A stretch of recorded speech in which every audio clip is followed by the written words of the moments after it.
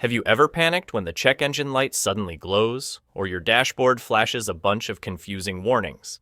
Your first thought is to rush to a shop, dropping hundreds of dollars on errors that sound bizarre. The truth is, your car isn't always seriously broken. Often, it's just the onboard computer getting confused, holding on to old error codes. The great news?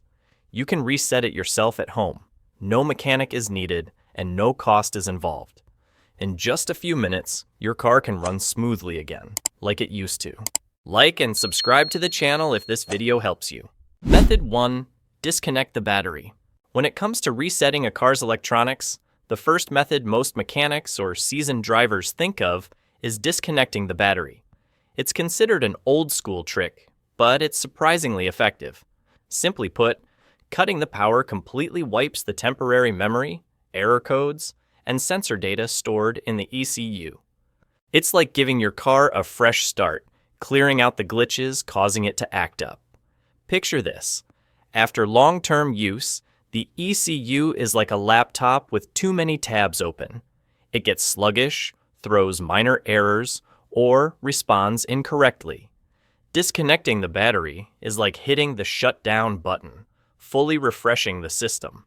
The process isn't complicated, but you need to do it right for safety. First, ensure the car is off, with the key removed or the start.stop button disabled. Then, pop the hood and locate the battery, usually a rectangular black box with two large cables attached. You'll see a plus, positive, red cable, and a negative, black cable. Golden rule: always disconnect the negative terminal first. Why? The negative is grounded to the car's frame. If you remove the positive first and accidentally touch the car's metal with a tool, you risk a short circuit or sparks. Disconnecting the negative first cuts the current, making it safer. After the negative, remove the positive. Once both terminals are off, let the car sit for 15-20 minutes. During this time, any residual charge in capacitors or sensors drains out. To speed things up, you can press the brake pedal a few times or honk the horn, a little trick to discharge leftover power faster. When the time's up, reconnect the battery in reverse order, positive first, then negative. Tighten both terminals securely for good contact. When you start the car, you might notice the engine idling slightly high or a bit of shaking for the first few minutes. That's because the ECU is relearning basic settings like air intake, fuel mixture, and throttle position. Drive a short distance, and the system will stabilize. The most noticeable effect is that many warning lights vanish instantly. Check engine, ABS, or minor sensor errors. The car often starts smoother, with crisper throttle response. Drivers across the US have shared how this simple trick saved them hundreds in shop fees. For example, a Honda Civic's check engine light came on after a spark plug change. The owner disconnected the battery, waited 20 minutes, and reconnected it. The light was gone, and the car ran perfectly. However, keep in mind this resets the entire electronic system, not just the ECU. You might lose personal settings like the clock, radio presets, seat memory, or auto window functions. On modern cars, resetting these takes a little time but doesn't affect safety. It's a small price to pay for refreshing the whole system. A few tips for safe and effective execution. Use insulated gloves and tools to avoid shorts. Work in a well-ventilated area to avoid sparks near the fuel tank. Check the battery terminals for corrosion. If present, clean with diluted baking soda before reconnecting. Don't rush to start the car right after reconnecting. Wait 1 to 2 minutes for the ECU to initialize. The key thing to understand is that this isn't a magic cure for every issue.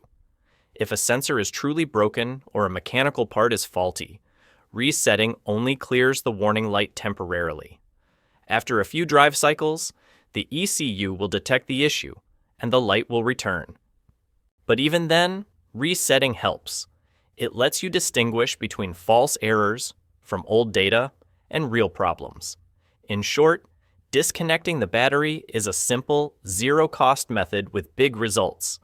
It's the first emergency step most professional technicians use before plugging in an OBD2 scanner. And for you, an everyday driver, it's a handy tool to restore your car's stability without spending a dime. Method 2, key trick. Not everyone feels confident popping the hood, disconnecting the battery, or messing with fuses. The good news? There's an incredibly simple reset trick anyone can do without touching a single tool. Just use your car key. It might sound amateur, but in reality, many skilled mechanics use this method to coax the electronic system back to normal when a car has minor glitches. Picture this.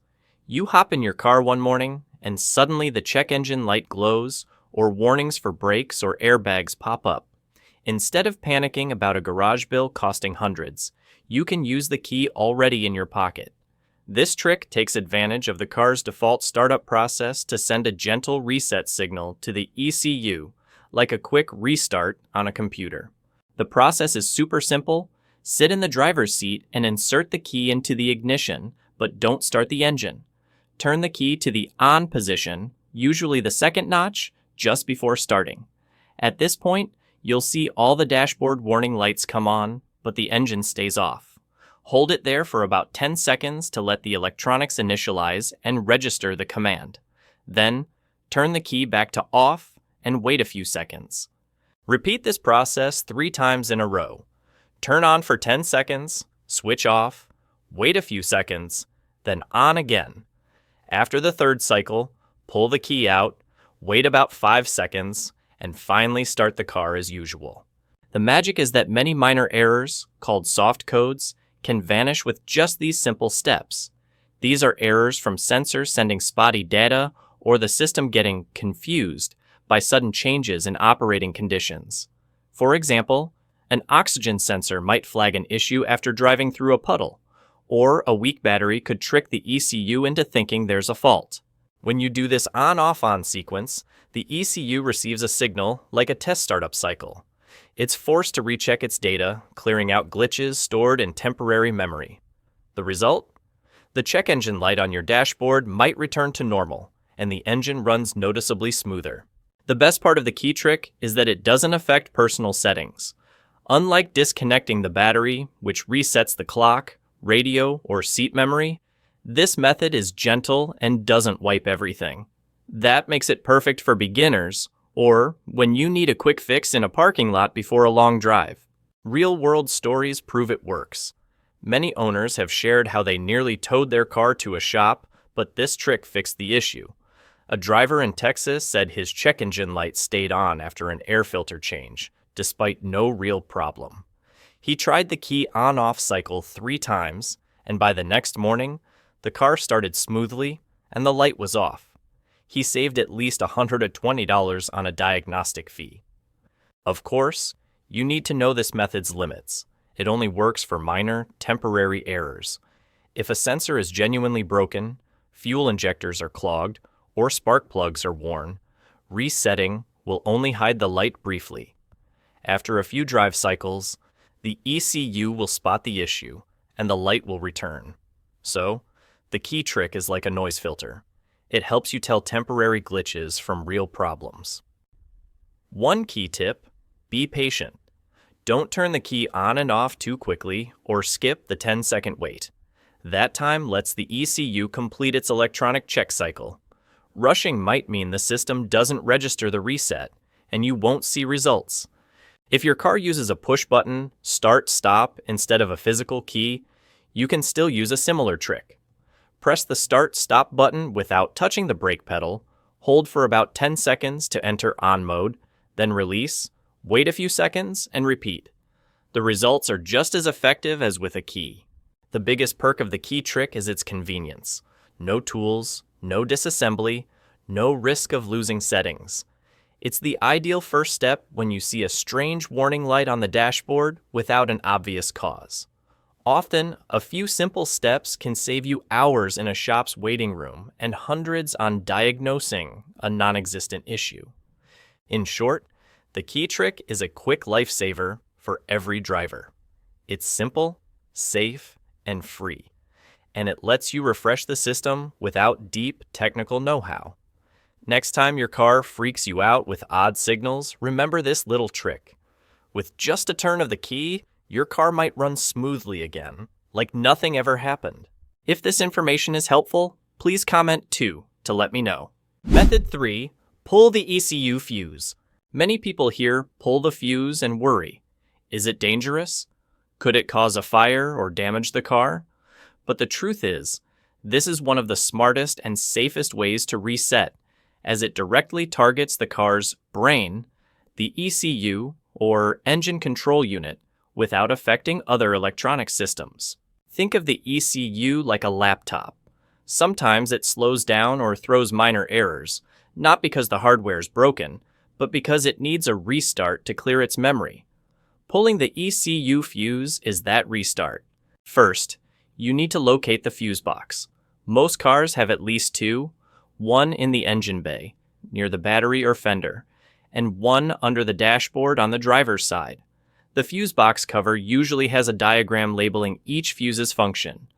Look for labels like ECU, ECM, Engine Control Module, EFI, Electronic Fuel Injection, or ECM-IGN. That's the fuse controlling the ECU. Once you find it, you'll need a small tool to pull the fuse, like the plastic puller often included in the fuse box, or a pair of tweezers or small pliers. Before starting, ensure the car is completely off, with the key removed or the start-stop button disabled. Gently pull the fuse out of its slot, avoiding sudden tugs or shaking to prevent bending the fuse pins. Then, wait 10-15 minutes. This gives the ECU enough time to erase temporary data, including error codes, DTCs, or diagnostic trouble codes, or faulty sensor readings. Some experienced mechanics suggest turning the ignition to on and off a few times without the ECU fuse during this wait to drain residual power in the circuits. It's like discharging a laptop's battery during a reset. When the time's up, reinsert the fuse into its original slot, ensuring the pins make solid contact. Then, start the car. You'll often see the check engine light or minor engine-related warnings disappear. The car might take slightly longer to start, as the ECU relearns basic settings like the air-fuel mix, throttle position, or oxygen sensor data. Don't worry, this is normal, like a phone optimizing after a reset. After a few minutes of driving, everything should stabilize. The biggest advantage of this method is that it only resets the ECU, leaving other systems untouched. You won't lose radio presets, the clock, or seat memory. This is especially convenient for those who value their personalized settings and don't want to spend time reprogramming from scratch. It's also great after replacing a sensor, like an oxygen or camshaft sensor, or fixing minor fuel system issues. If the ECU holds on to old error codes, the warning light might stay on, making you think the car is still broken. Pulling the ECU fuse clears that memory for a fresh system check. However, there's a catch. This isn't a cure-all. If the issue is real hardware damage, like a dead oxygen sensor, weak fuel pump, or worn spark plugs, the light will return after a few drive cycles as the ECU detects the fault again. Even so, resetting the ECU helps you distinguish temporary glitches from actual problems. A few tips to make it more effective. After reinserting the fuse and starting the car, let it idle for a few minutes, then drive gently for 10 to 15 minutes. This helps the ECU relearn data faster. If the car shakes slightly or idles unevenly after the reset, don't panic. It's just the ECU recalibrating. A short drive will smooth things out. Take a photo of the fuse's position before pulling it to avoid plugging it back incorrectly. The best part? This method is completely free and takes just a few minutes. Many US drivers have saved hundreds in shop fees by using this trick when the check engine light pops on for minor issues, like a loose fuel cap, a temporarily faulty sensor, or a misfiring spark plug. In simple terms, pulling the ECU fuse is like refreshing your car's brain. It clears out unnecessary memory, letting the system relearn the current state instead of clinging to outdated, faulty data. Sometimes, with this small step, your car runs smoothly again, free of annoying warnings. Method 4. Check the fuel cap. It sounds simple, but you'd be surprised to learn that one of the most common reasons for a check engine light is the tiny fuel cap sitting behind the fuel door. That's right. Just a loosely twisted cap, a cracked rubber seal, or even a tiny chip on the cap can trick the car's sensors into thinking there's a fuel leak, triggering the warning light instantly. To understand why something small becomes a big deal, let's talk about how the EV-APE, Evaporative Emission Control System, works. In most modern cars, this system is super sensitive to ensure no fuel, not even vapor, escapes into the environment. So, if the pressure in the fuel tank isn't stable, the ECU flags it as a leak and lights up the warning. To the computer, it's protecting the environment. To the driver, it's a nerve-wracking scare. Many of my customers thought their car had a serious issue when the light came on. A woman in Florida brought her Camry to the shop in a panic, fearing a $1,000 repair bill. After a quick check, I found the only problem was a loose fuel cap. I tightened it until it clicked, told her to drive a few dozen miles for the ECU to recheck, and 2 days later, the light was off. She was thrilled but embarrassed. All that stress over a cap, and I wasted half my morning worrying. So, before you think of spark plugs, oxygen sensors, or transmissions, start with the simplest step. Check the fuel cap. Open the fuel door, remove the cap, and inspect it closely. Is the rubber seal around the edge cracked, hardened, or deformed? If so, that could be the culprit. A new cap costs just $15, $30, but can save you hundreds in diagnostic fees. If it looks fine, put it back and twist until you hear at least 2 or 3 clicks. That's the sign it's securely locked. What many don't know, the check engine light won't go off right after tightening the cap. The ECU needs time to run a few test cycles, usually within 50-100 miles of normal driving. Impatient drivers often rush to a shop during this period, only to hear, "We couldn't find any issue. It might be the fuel cap."